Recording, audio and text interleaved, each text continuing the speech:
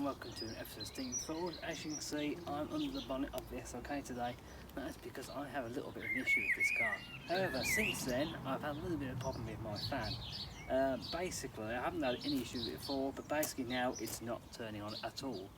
Now, it isn't really a problem when the car's running. It keeps to a nice steady sort of just over 80 and sort of 90 degrees. That's not absolutely fine. However, it's when you come to a complete stop and need the engine running. Now, again, it's alright, I said traffic lights, but if you get anything longer than that, or if I'm just simply manoeuvring around the drive, after a couple of minutes it's starting to actually overheat the car, so I do need to get that sorted fairly quickly. So after talking to the mechanics at work, one of the things that they've suggested is the fan control module that sits in the engine bay just down here.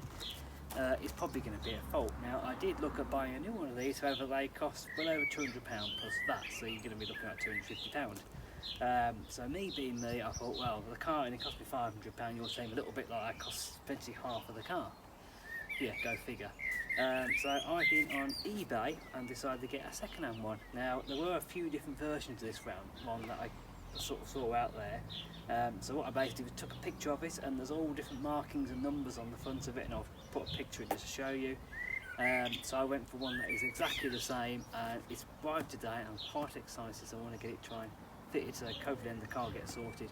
I am going on quite a big-ish journey, probably about 100-mile round trip in this car tomorrow, going over to Gordon to Wales for reasons and stuff that I'll explain in a later video. So today's video is just simply going to be looking at this unit and seeing if a £30 plus postage fix is going to fix the problem here. I hope it does. I hope it doesn't cost me any more. I hope it's not any more complicated. So the module we're going to be replacing is this little one here. I'll probably off the camera angle, we can't quite see it, but I do need to get in here to work.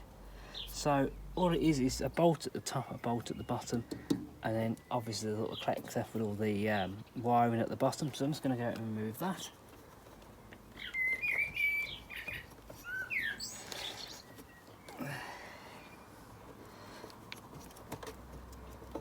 There we go. It was relatively easy. Now,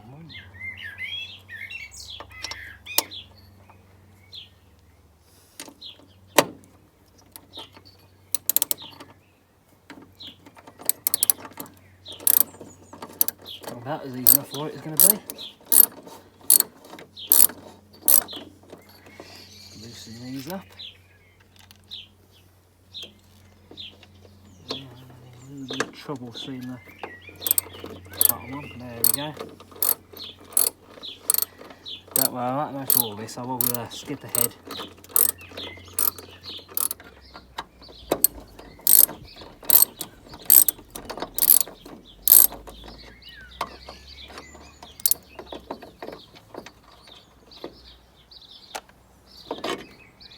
And just like that, there's the old unit off now. Obviously I can't see anything wrong with this, but it's obviously something on the inside that is wrong with it, so there we go. That's what we're getting rid of. And the box just over there, I have a new one. So I've got my new unit here if held it the right way. It's pretty much exactly the same part number and everything. So a few different versions of it, but I just made sure the part number was the same and all the sort of whiting was most the same as well. And quite simply, I'm going to bolt it on and see what happens. This one's come from a breaker's yard up in the Black Country off 2003 car, so a little bit later, but it's still the same model. So I'm going to connect it up and see what happens.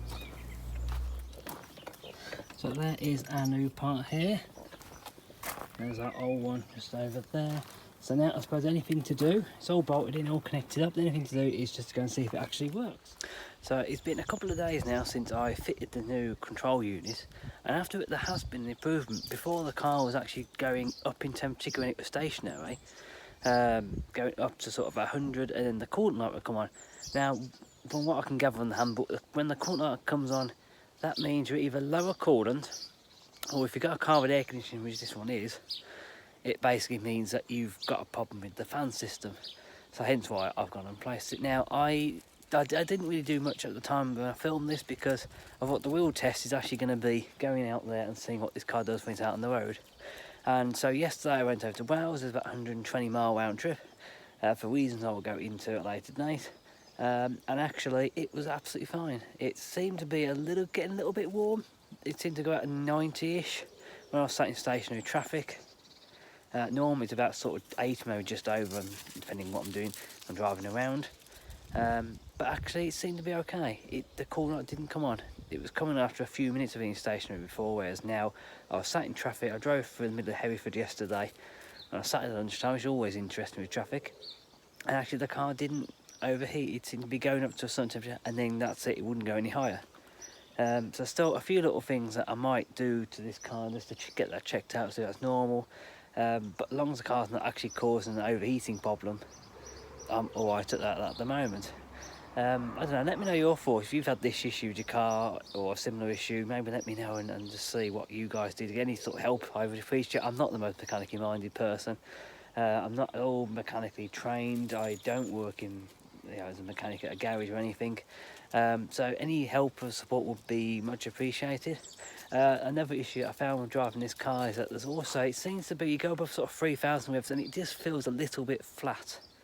Now, I did speak to the workshop guys last week when the car was booked in for its service, and they said it might be a mass air sensor. I hope it's a mass flow air sensor, something like that. I've forgotten the name of it now, to be completely honest. So those are kind of readily available, so again I might possibly look into doing that as well. I've yet to run a diagnostic on this car.